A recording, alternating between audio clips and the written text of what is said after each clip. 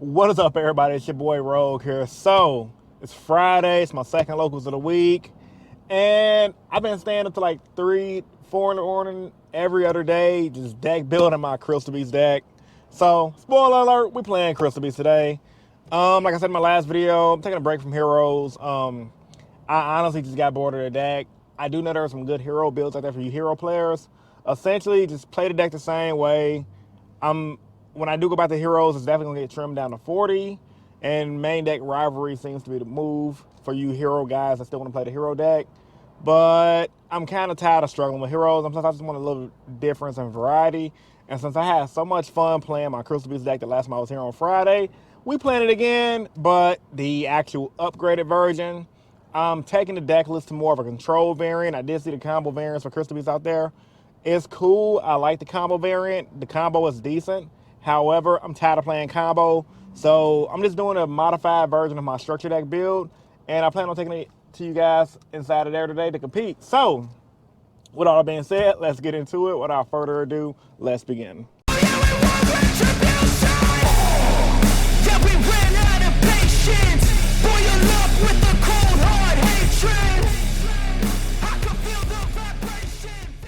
Alright guys, round one I played against Branden Tearlaments, and this was a matchup that I definitely wasn't prepared for. Once again, I'm still getting used to Branden being back in the meta, and I did open up pretty strong with the D shifter, but I had no other combo pieces but to set one pass.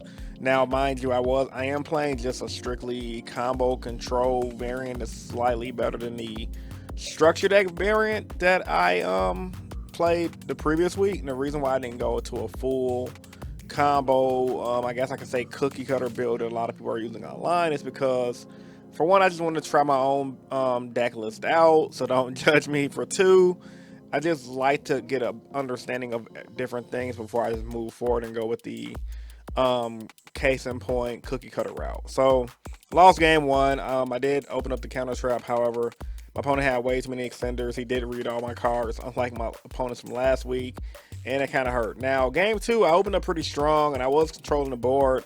However, I was just thinking to myself, like, man, if I was playing like the legit full combo Crystal Beacon Wombo combo build, I would have did really good in this game, because I had like literally full combo for the other version. Because in this build, I did cut my field spell because it was slow with the structured deck build last week, but this week I'm like, man, if I have my field spell, now that I've learned the deck better as well, I'm able to fuel my back row and manage my resources 10 times better. So everything's a learning process. I did try to stall them out with Baguska, and I did have a counter trap. However, man, them Tearlaments, bro, they just keep on milling, bro, and they just keep on milling, and he pretty much just outgrinded me. One negate was not enough, and he's gonna end up taking this game. I thought I was gonna win game two, but I was highly wrong. So catch you guys in the next clip, man. Y'all stay tuned.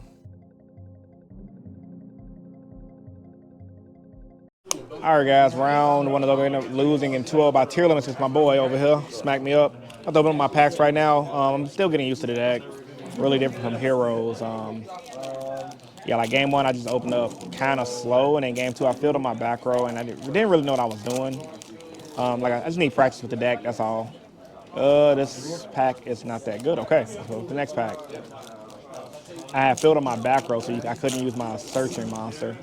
I should have left enough room for what I was doing to just... Should have left enough room if I could just pop, negate, search, like I did last week, but I was too busy trying to make... Baguska. And yeah, and I also let him play his field spell, which I shouldn't have did. That's his lack of matchup for the Tearlaments match, and yeah. But we're learning. It's a new deck. It's a new day, and exhaustion just hit me out of nowhere, bro. I'm getting old. I grabbed. I got this little thing right here. This ain't doing nothing, man. It's all about the Sonic rings. I probably should have did what you did and grabbed that. Nevertheless, man, I'm having fun. I'm gonna catch you guys in the next clip. Alright, at this point in the video, I'm gonna need everybody to smash that like button. Let's get this video up to 500 likes or 2 super thanks is always appreciated. Round 2, we're playing up against Mystic Mind Runick, and I'm gonna say, man, so this game was really rough, and it proves on why Konami should have hit Mystic Mind. One thing I will say about this video I did today, because I'm gonna lose this game and I'm gonna tell you how. Mystic Mind, and it made me realize how important it is to learn different matchups for different decks. A lot of the times, players think they know, and this is not something. This is something I've been knowing, by the way, but I think this is good information for you guys that are listening.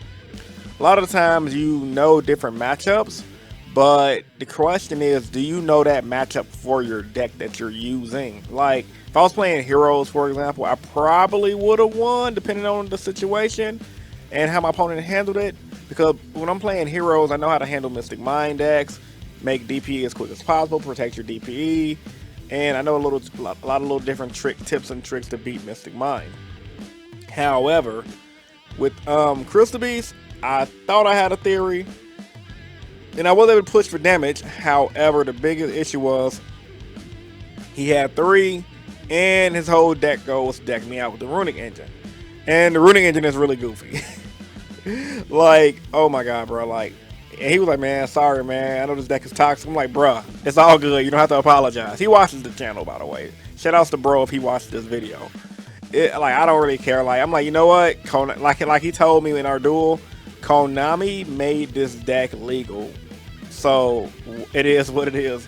He didn't tell me that like that, but like I'm like, bro, it's all good. Like Konami made the cards legal. I ain't tripping because you run a Mystic Mind Runick. It's a legal deck. Why not test it out, right? So we both were testing our new decks, and he ended up decking me out. Like I said, I pushed for damage, but I couldn't play through Mystic Mind, and he did get rid of my continuous spell, which hurt. So yeah, game two started off pretty strong, and once again, this kind of made me wish I would have played the more popular combo version. I still got my own twist on my combo version. You guys see that in my next vlog when I go film it on Tuesday. However, this game is gonna be similar to the first game. He's just gonna like stall me out for time because it was like 5 minutes left on the clock, and he's gonna gain life points with soul absorption. So I'm gonna catch you guys in the next clip, man. Y'all stay tuned.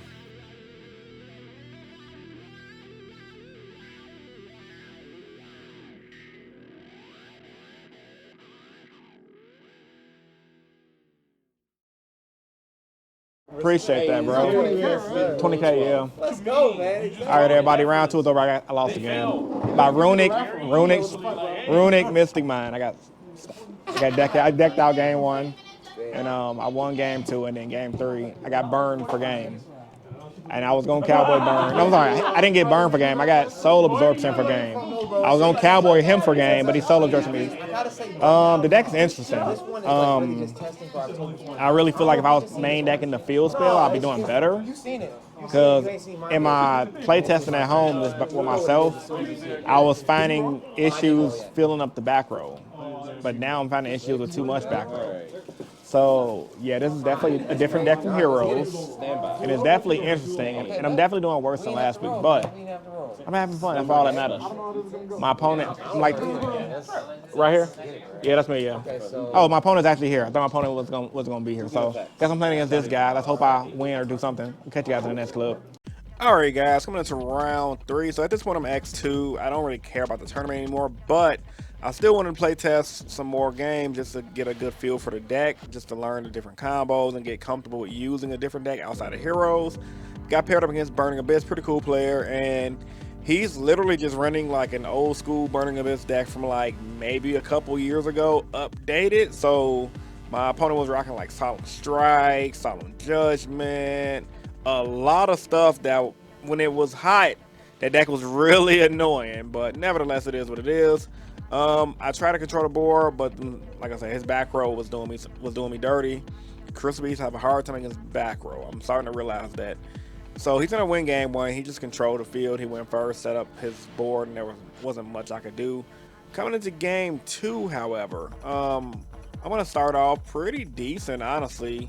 I was testing out this Pot of Extravagance build because I did see the other YouTuber D-Time tested it out in his build because he had topped his locals with it, so I was wanting to test it out.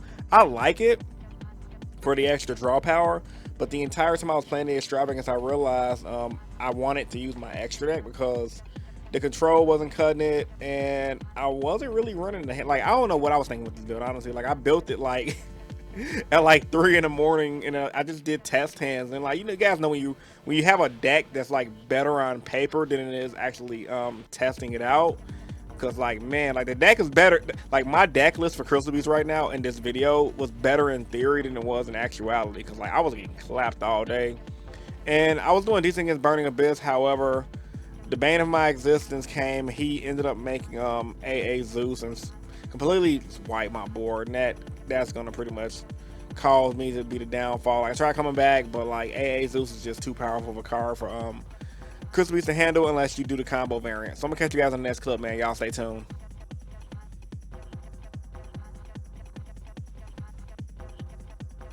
Alright guys, so this deck sucks. I'm gonna go back and rebuild it. This lost against BA, too old again. Yeah, I'm just gonna do the combo version. He got it. I'm gonna do the combo version because this version I got is too slow. It's relying too much on the Rainbow Bridge.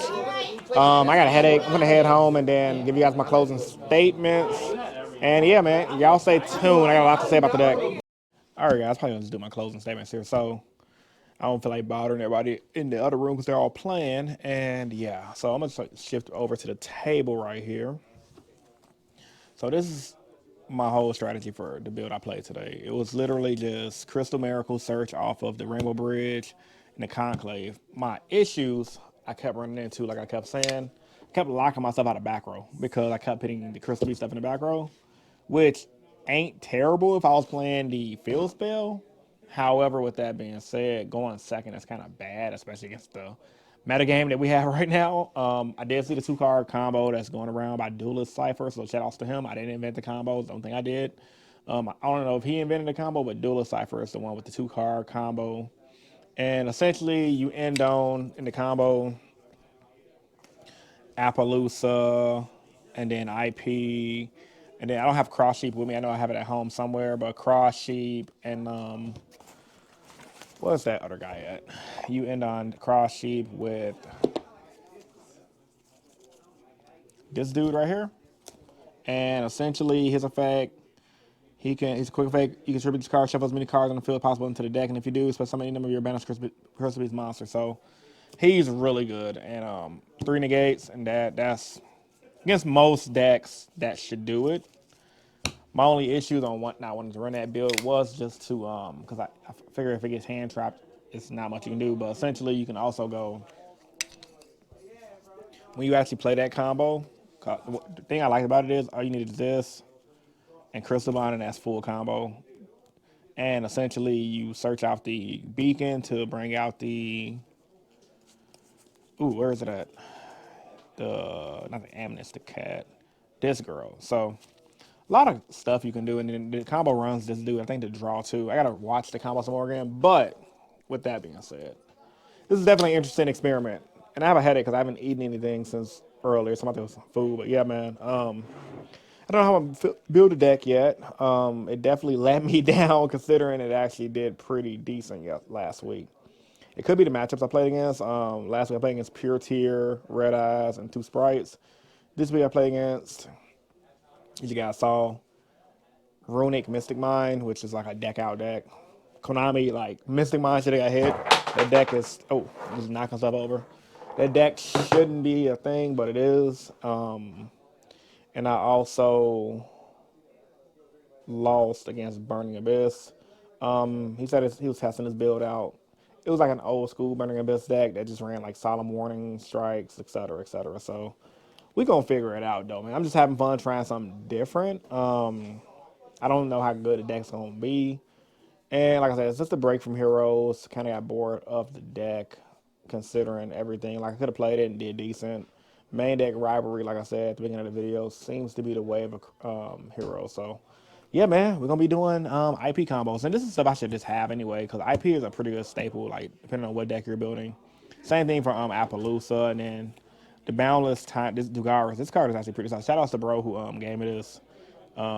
He so a funny story. I needed a Cherubini, and the store had it. Walk away for like 1 second.